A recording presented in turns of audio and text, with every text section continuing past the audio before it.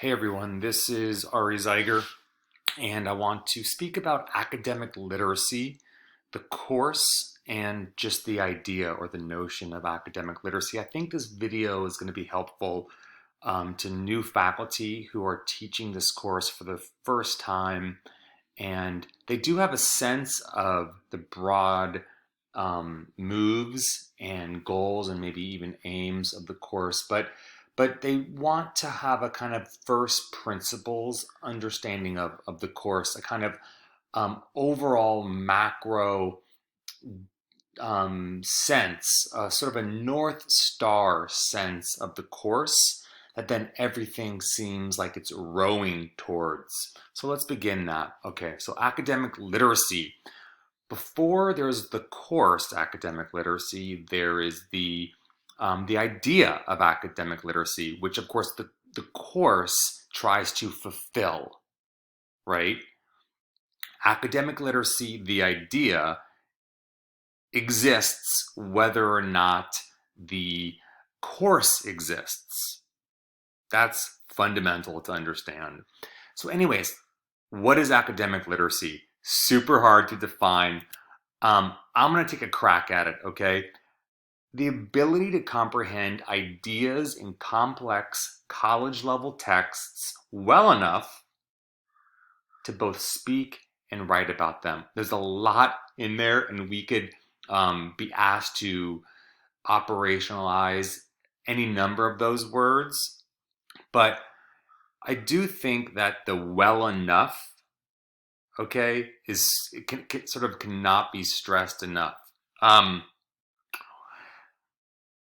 We want our students at an acceptable level to be able to comprehend, understand, access ideas in complex college level texts. They're not going to understand every last thing. And quite frankly, sometimes we don't even understand every last thing, but we always understand certain things, certain ideas. Okay, and typically those are going to be the significant ideas, and that's what we want our students to be able to do. And how it cashes out their understanding is through their ability to speak and write about their understandings from the text. Okay, we're almost 3 minutes in and we're just getting started. Well, let's think about the course academic literacy and how that sort of toggles from that definition. When I think about academic literacy, I think about the academic literacy model. Okay, academic literacy is, as we know, it's not a reading course. It's not a writing course. It's not a grammar course or a some sort of mashup of all three that's accelerated for acceleration's sake. Academic literacy is a course in critical thinking that uses reading, writing, and discussion to achieve the critical thinking ends. The integration should seem not jammed together for the sake of expediency or whatever. It should feel logical given the aims of the course. I'm not going to read every one of these bullet points, but I do want to say that I'm going to touch on this a little bit later in this video. This idea of backwards planning, and under the umbrella of a theme that then has the skills embedded in the coursework. Okay, and we'll get to that. That's why I have it highlighted. All right, so like I mentioned, that academic literacy should be conceived of as a model. Okay, the course as we follow a model. Everyone's course is going to be different, and even semester your course might be different, but there is a kind of a model that we should all be uh, embracing. So, we're all going to be working in units, right? You're not working in essays or working in papers or in genres, right? This isn't English 101 where you write this genre, then that genre, and then this genre, and then at the end, a citation based paper, with profile narrative, evaluation, cause and effect, whatever it might be. This is not, you don't organize, one doesn't organize in academic literacy around genres or other ways, but you organize around units. Okay, and maybe the hallmark of a unit is that it has a um, a essay that concludes the unit that has a prompt that the students are required to use the common reading or the anchor text or the source material. There's all sorts of names here that we can use, but that there is a sort of summative paper that the students write at the end of the unit that demonstrates their ability to understand well enough the ideas in complex college level texts through their writing. All right. Now, the framework for academic literacy, skill embedded curriculum, thinking focused pedagogy, growth centered assessment.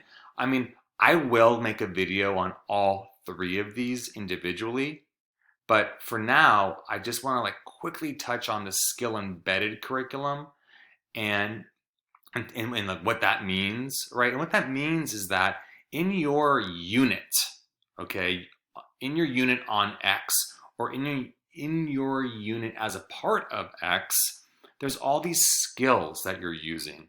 And now you might see some of these skills and be like, oh, I do that in English 101, or I even did that in English 099 or 062 back in those days. But here you're doing it in service of something different than maybe one was doing it in previous years or in a previous course. Okay, here these things are used so that students can develop this ability, right, to then come back to the definition of academic literacy, right, so that they can so they can understand what they read well enough to talk about it and write about it. So that's why these skills are necessary. They're not necessary in the English 062 or the English 099 world because that's what's going to prepare them for 101, or they're going to need that someday down the road. These skills are necessary and thus embedded because they help us achieve the academic literacy goal, objective, aim. And that allows for the student, okay, to have the necessary abilities to succeed in nearly any course that they take, right? Because so much of college is being asked to read and then show your understanding of what you read through some demonstration that typically manifests in writing.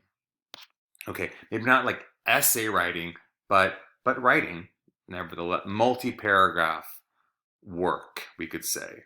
Okay. Um, all right. So, a lot of stuff you'll find for academic literacy on Canvas. We have set that all up in a really well organized way. And as I sort of click through here, I do want to touch on, I know this video is getting, almost 10 minutes, but I do want to touch on the idea of the academic literacy guiding principles, which hopefully reinforce everything that I've already been discussing. And I think that, I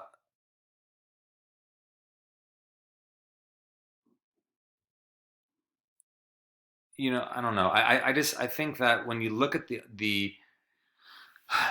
the guiding principles, one thing you'll notice is just that whatever we're trying to achieve with our students, okay, so much of it happens through getting them to read, helping them access high level texts, and then using writing as a way that we can see like how well are they accessing those texts. And the pedagogy is not the sage on the stage. It's much more active learning.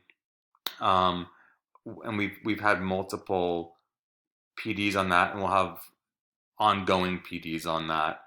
um, let's see if I just quickly kind of click over to the rubric. I think that's a really sort of concrete example, and this rubric was really thought out by the transformation team of academic literacy. Whereas like what we are assessing in the students' writing, okay, is first and foremost there, as you look in the top left, the understanding and integration of source material, right?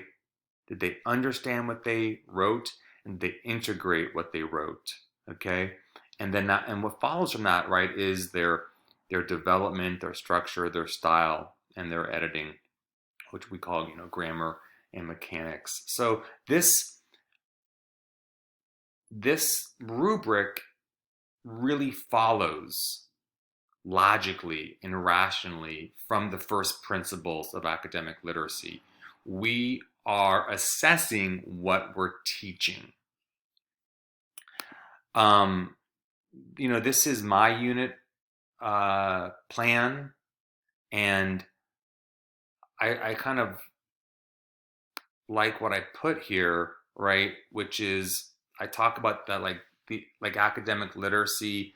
There's almost like you can think of it as like a triangle where students, read and understand complex academic texts. They critically respond to the ideas and information in those texts, and they write essays integrating ideas and information from those texts. So, I think all of this will resonate with you, okay? That as a noble and familiar goal for academic literacy. And once it does, then think about how do you then embed skills. Back to what I touched on a little earlier. Once you see that this is the academic literacy triangle, right? Read, respond, write essays. The the embedded skills that then you bring to bear, not in isolation, but to achieve each side of that triangle, right? Okay. I think I want to wrap it up at this point. It's almost 15 minutes. Hopefully that is just a nice, quick overview that we can continue to discuss more and more. Okay, thank you.